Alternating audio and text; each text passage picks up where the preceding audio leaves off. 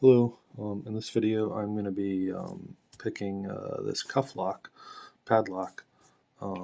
This is a small brass padlock that uses a standard handcuff key to open it. You can see there in the keyway, it just takes a standard handcuff key, rotate clockwise, and the shackle opens.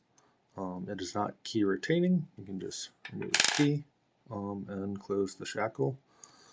It does not use ball bearings. It uses these spring-loaded locking bars, and so it's not a high security lock by any means.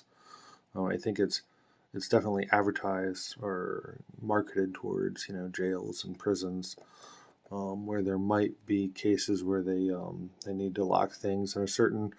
I'm not sure if it's also used for personnel restraints or if it's just used for restricting access to maybe certain areas or equipment. I don't know the answer to that, but definitely advertised towards prisons and jails to sort of allow the correctional officers to just continue to use the keys they already have.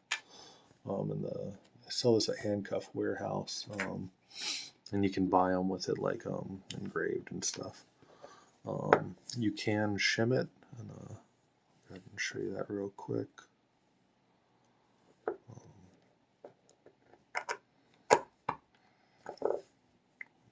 There.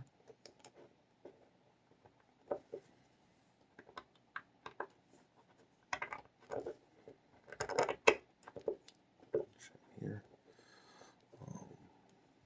That might be good. Yep, cool. So yeah, you can shim it, and if you have a pick, you can see the shape of like a hook is very similar to the shape of the key.